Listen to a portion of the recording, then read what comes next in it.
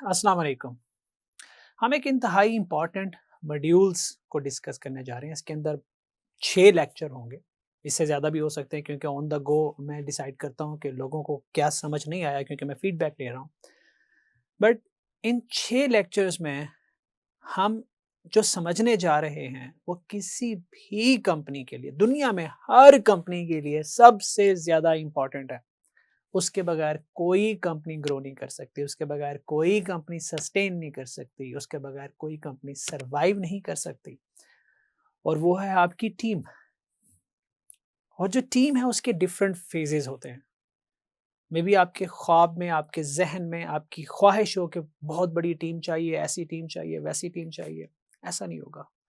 आपको strategically grow करना होता है। आपकी जो टीम है वो डिफाइन करती है आप कितना ऊपर तक जाएंगे। और इनिशियली आपको एक लीन टीम बनानी होती है, एक लीन स्मार्ट प्रोडक्टिव टीम। तो इस पूरे मॉड्यूल में हम डिसाइड करेंगे कि एक लीन स्मार्ट प्रोडक्टिव टीम कैसे बनाई जाती है। अब बना तो ली, फिर उसको रिटेन कैसे करना है, रिटेन तो कर लिया। उसको स्केल कैसे करना है, स्केल तो कर लिया। अब जब आपने उसको स्केल कर लिया तो फिर उसके बाद क्या करना है। There is no end, there should be a limit कि आपने एग्जिट कैसे लेना है। क्योंकि आप ये नहीं कर सकते ओवरनाइट आप 1000 बंदों को फायर कर दें। There should be an exit strategy. तो will cover everything. When I was setting up a company, एक इंपॉर्टेंट बात आपको बताने जा रहा हूं। You can call it a founder secret. When I was setting up a company many years ago, तो उस वक्त एक ट्रेंड था।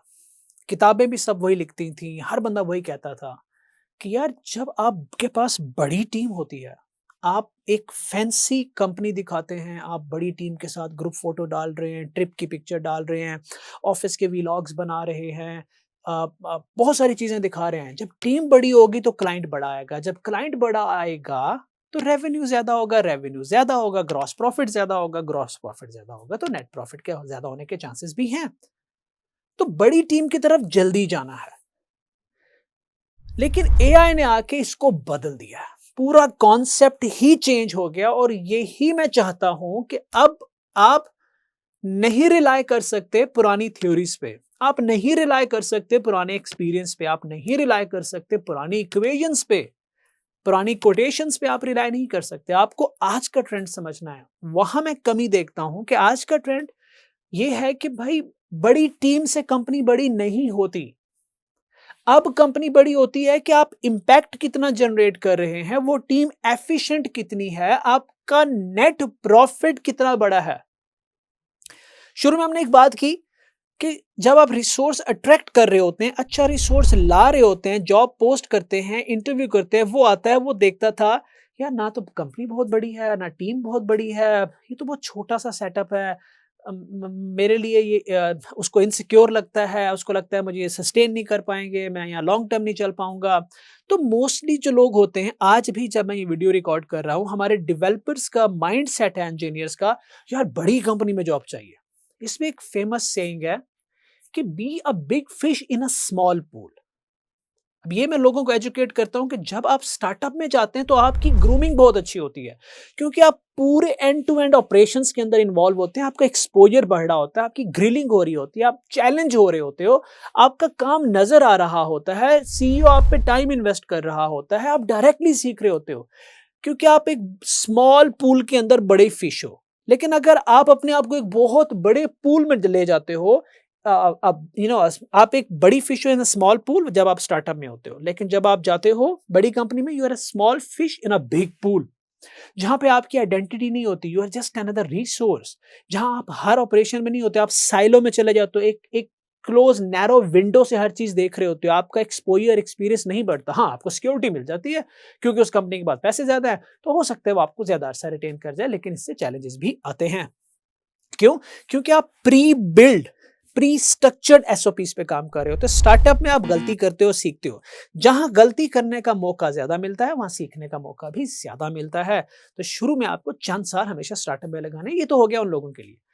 लेकिन स्टिल ये माइंडसेट लोगों में नहीं है, वो फिर भी बड़ी कंपनीज की तरफ भागते हैं। अब आपकी कंपनी तो छोटी है क्योंकि आपकी टीम छोटी है, अगर आपकी टीम छोटी है तो वो लोग कैसे आएंगे।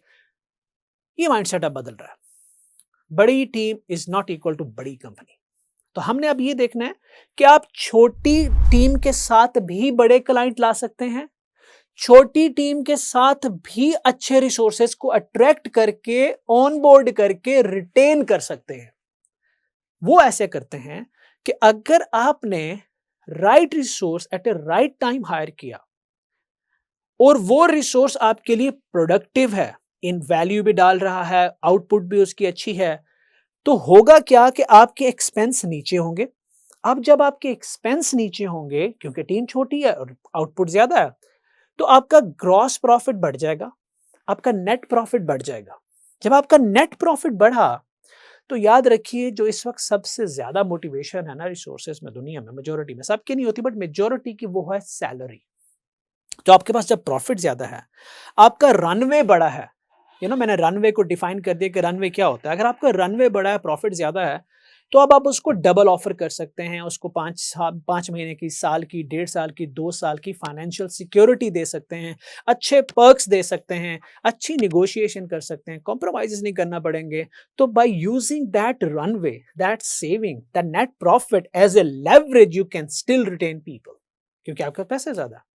और जब आप अच्छे लोग लाएंगे, रिटेन करेंगे बेस्ड ऑन दैट प्रॉफिट, तो ऑब्वियसली आपकी प्रोडक्टिविटी बढ़ेगी। लेकिन अगेन वो रनवे तब बड़ा होगा, ग्रॉस प्रॉफिट, नेट प्रॉफिट तब बड़ा हुआ जब आपने लीन ऑपरेशंस मेंटेन किए। तो this is one way of retaining and onboarding good resources. अब सवाल ये पैदा होता है कि देयर वाज अ माइंडसेट कि यार टीम बड़ी होगी तो क्लाइंट बड़ा आएगा।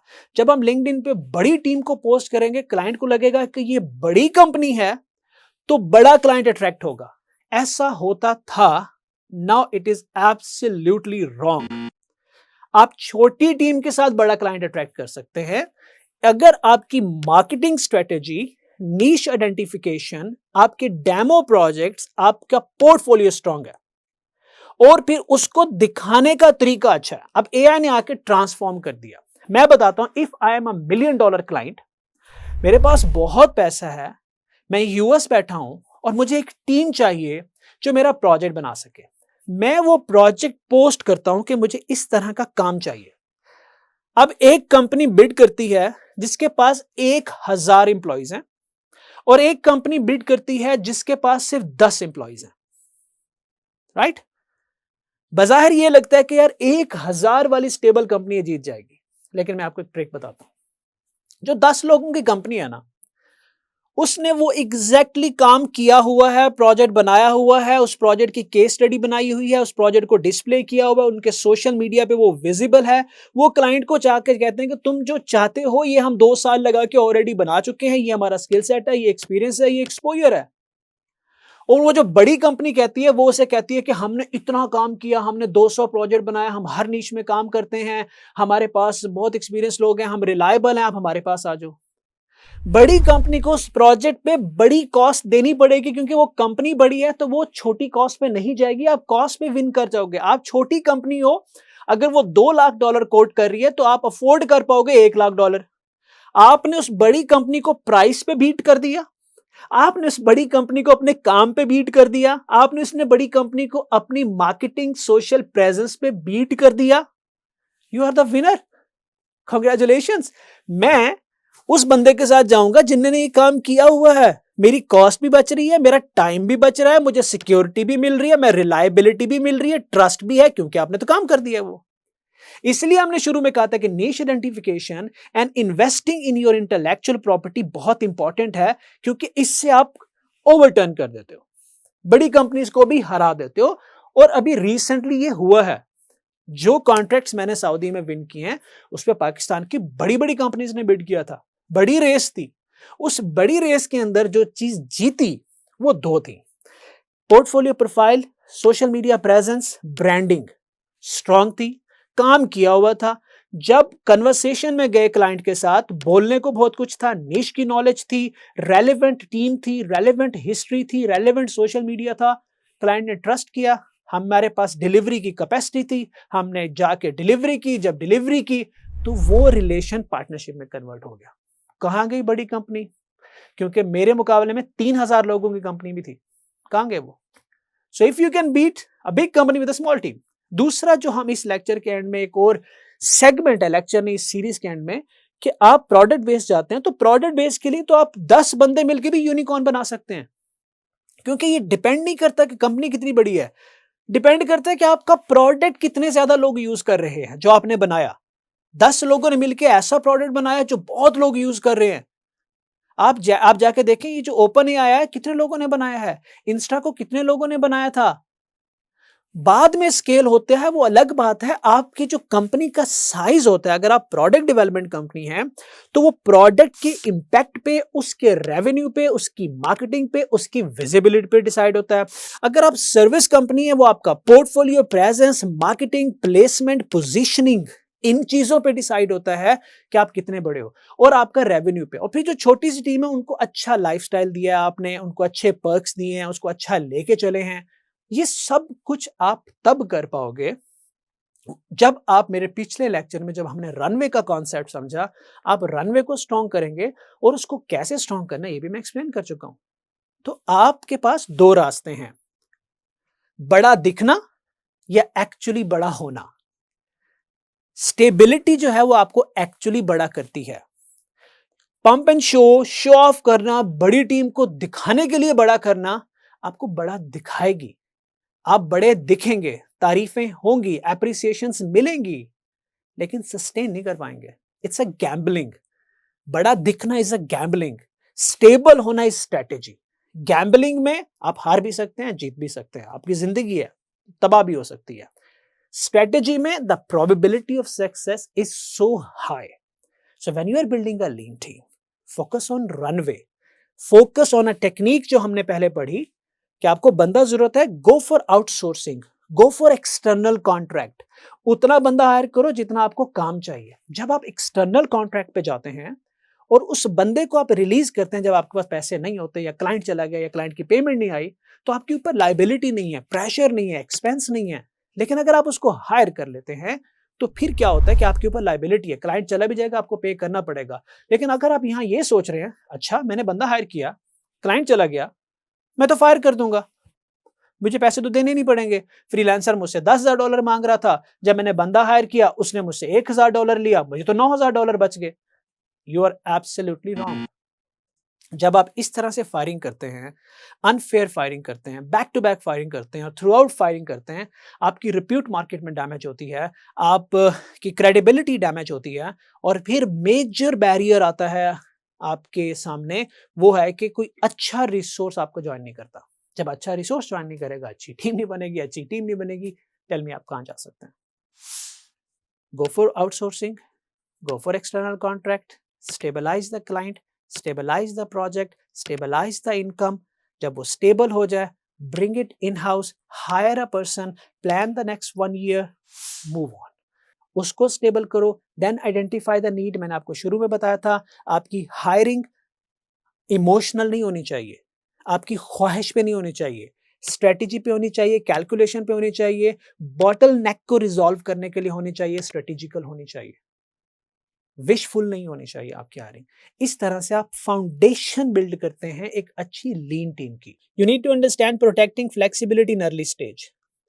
देखिए, flexibility is a power. A lean company can adapt quickly, change direction at any time. कोई भी नई टेक्नोलॉजी आएगी आप चेंज कर सकते हैं, आप अपनी सर्विसेज को पिवट कर सकते हैं, क्योंकि आपको पता है कि आपके एक्सपेंसेस इतने ज़्यादा नहीं है। आप एक सर्विस से दूसरी सर्विस पे जाएंगे, थोड़ी देर के लिए एक्सपेंसेस क्राइसिस आएंगे, लेकिन यू विल मूव ऑन क्योंकि आपके एक्सपेंसेस लो हैं। आप स्केल कर सकते हैं अप और स्केल डाउन भी कर सकते हैं। स्केल डाउन करने के मैंने आपको कॉन्सिक्वेंसेस बताए थे कि स्केल डाउन करते वक्त आपने रिप्यूट डैमेज नहीं करनी, और रिप्यूट डैमेज तब नहीं होती जब आपके पास टीम छोटी है। आप ए रिजिड कंपनी स्ट्रगल करती है, लेकिन आप नहीं स्ट्रगल करते। सो आपने समझना है कि आप फ्लेक्सिबल हो। उसके बाद जो मोस्ट इंपॉर्टेंट कॉन्सेप्ट है वो है कि आपने अपनी कंपनी की इमेज बिल्ड करनी है विदाउट ओवर स्पेंडिंग। वो कैसे करनी है? You do not need luxury office interior, आप बेसिक से जा सकते हैं। आप एक्सपेंसिव कॉर्पोरेट वीडियोस मत बनाएं, आप बेसिक से जा सकते हैं। हाई बजट कैंपेन्स रन करने की आपको जरूरत नहीं है। आपको चाहिए clear positioning, strong portfolio, client testimonials, consistent delivery, client satisfaction, और जो क्रेडिबिलिटी क्लाइंट की नजर में आपकी बननी है वो चाहिए। क्योंकि आपकी जो रेपुटेशन है वो ग्रो करती है परफॉर्मेंस के साथ, डेकोरेशन के साथ नहीं करती। Invest in quality work before actually expansion करने से पहले आप अपनी क्वालिटी को बेहतर करें। अगर मैं इसको समराइज करूं कि लीन ग्रोथ फार्मूला क्या होता है चंद पॉइंट्स में, तो वो पॉइंट्स देख लेते हैं। लीन ग्रोथ फार्मूला में आता है कि सिक्योर स्टेबिलिटी, पहले आप डिमांड को टेस्ट कर लें, आराम से एक्सपेंड करें, जब आप एक्सपेंड कर रहे हो तो रीएवैल्यूएट करें और फिर उसको दोबारा एक्सपेंड करें, हर वक्त नजर रखें। ये एक साइकिल होता है, एक्सपेंड एवेल्युएट। हो सकता है कि जब आप एवेल्युएट कर रहे हो आपको डाउन साइज करना पड़े तो कर लें डाउन साइज, कोई मसला नहीं है, फिर रीएवैल्यूएट करें, एक्सपेंड करना है तो एक्सपेंड कर लें, क्योंकि ग्रोथ विदाउट प्रोटेक्शन हमेशा आपको स्ट्रेस देती है। लीन माइंडसेट जो है वो स्ट्रेस को रिड्यूस करता है, और जब स्ट्रेस रिड्यूस होती है तो ऑब्वियसली लीडरशिप इंप्रूव होती है। तो इसमें हमने बहुत अच्छी चीजें कवर की। अगेन हम सक्सेस टिप को समराइज करेंगे, और मैंने आपको इनिशियली बता दिया कि how AI can empower you with that. So अगर मैं समराइज करूं, looking big is not the same as being strong. Fix cost can destroy unstable companies. Flexibility is power, but in early stages only. Revenue must repeat before expansion. Outsourcing buys time and protection. आपके पास time होता है, आप protected होते हो। Office follows growth not ego. याद रखना, आपकी ईगो पे नहीं करते, ग्रोथ पे करते हैं। Stability gives you confidence to scale. And lastly, lean growth builds long term companies. Do your research, analyse, make a notes, train your brain, और फिर आपकी मेंटल फाउंडेशन सेट होगी कि how you are going to develop a lean team. See you in the next lecture.